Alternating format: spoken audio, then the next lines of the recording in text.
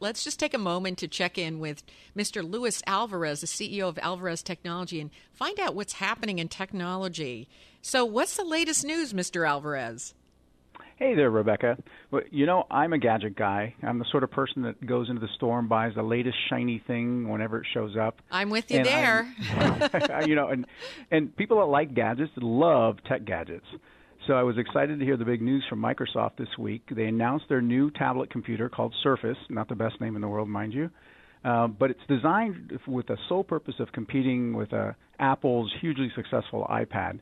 It's going to run the new Windows 8 operating system, about the same size and weight of the iPad. And what was interesting and caught a lot of people by surprise was the fact that Microsoft is not known for developing their own computing hardware, maybe with the exception of the Xbox gaming system. And this new device that they're going to put out is going to put them squarely in competition with many of their manufacturing partners like HP and Samsung, who have also announced that they're going to be releasing tablets based on the Windows 8 operating system. Now, Microsoft hasn't been much of a factor in the mobile device business, have they? I know that they put out a lot of products over the past few years trying to compete, but it doesn't seem like they've had much success. So will the new Surface tablet really make any difference? That's a good question, and one that many of us have been asking since Microsoft announced Windows 8 last year.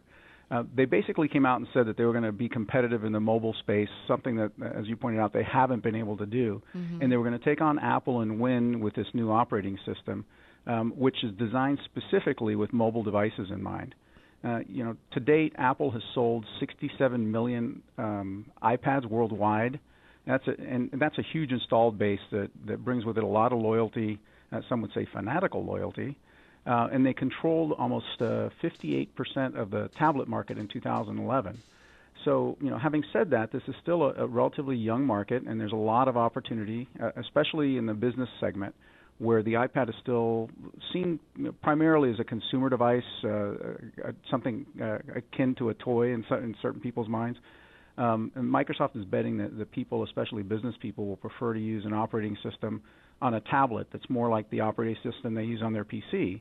And Windows 8 will look and function pretty much the same on a tablet, a PC, and even on a new smartphone that they're going to release with Windows 8 on it. Well, I hope that Microsoft isn't just putting out another clone of the iPad. It must have something unique to offer that'll make it stand out. And aren't there other companies planning to sell Windows 8 tablets too? I mean, you mentioned HP and Samsung. And is Microsoft going to compete with their business partners?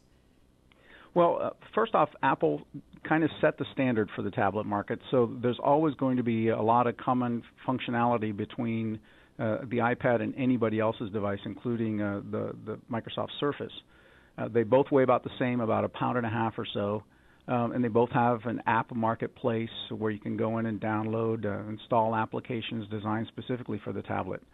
The Surface, though, isn't an iPad clone by any means. It includes a lot of features that people who use PCs are used to. For example, a USB interface that will allow you to plug in a device directly into the Surface, such as a digital camera if you want to download pictures, or a device to transfer music. And the iPad can't do that unless you buy special adapters, which add a lot of cost to the iPad. Mm-hmm. One of the really cool features that I like about the Surface that I saw online was that it has a special cover, similar to the iPad 2 and 3 cover. That's a little rubbery cover, but it flips down and becomes a fully functioning keyboard with a mouse pad. So if you are somebody that's tried to use a tablet computer like I have as a replacement for a laptop, mm-hmm. and you've been frustrated by the on-screen keyboard that the iPad has, now you have the option to get a real keyboard that you can flip down and use when you use the Surface. That's fantastic.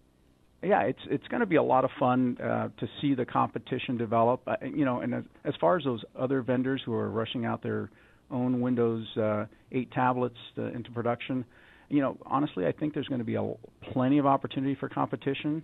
You look at Google's Android operating system, for example, and how many devices are there out there that run on the Droid? Everything from phones to tablets to TV remote controls. Speaking of gadgets, I just got a new one that uses the Droid operating system. Very cool. Mm-hmm. So that competition didn't hurt Google. It didn't hurt Droid, and I think innovation and the feature sets will really determine who's going to succeed or fail, not the lack of competition. That's well said. Well, it sounds like Microsoft is finally getting serious about the mobile world. So when is the Surface going to be available, and what's it going to cost? Well, Microsoft is known to be coy about release dates for their products. I think they don't want to get burned by the SEC or somebody else for promising things they can't deliver. So as best as we can tell, the first version of the Surface tablet will appear, or Surface, sometime around the fall, in time for the Christmas buying season. Probably run around $499 to $699, the same as most tablets, including the iPad. And Microsoft has also announced that they're going to release a Pro version of the Surface that will compete more directly with Ultrabooks, those small, lightweight laptops that a lot of people have gotten. It'll have additional functionality and cost just about $999 or $1,000, somewhere in that neighborhood. So does Microsoft look at the market as the early adopters already went out and bought iPads? That's probably not the market they're looking after. They're looking at the mid-range and late adopters, which is always the larger piece of the market. Is that really their strategy, is to come in a little bit later? I think so. I think that they looked at the market space and realized that Apple owns the consumer market, and that they needed to compete more directly with those late adopters, folks that have held off looking for something that has additional functionality. And I know they studied quite at length what sort of feature sets people were looking for. In fact, I was part of a study group that they convened up in the Silicon Valley a few months ago, talking about the feature sets that we would want in a tablet. And I'm glad to see that one of my suggestions is a keyboard, and really it was my suggestion. So that was really your idea. You should get the credit for the full-size keyboard. Absolutely. I think they had commercials about that a while back where the person said it was my idea, and you'd never heard of the person before. Yeah. But yeah, I think that they think that the market is still huge out there, especially in the business sector, where people look for more interoperability with their desktops, and I think they're going to find a lot of people would be willing to place a bet on the Surface tablet. Well, I think you make a good point that when Microsoft gets involved, they're really going after the larger business marketplace.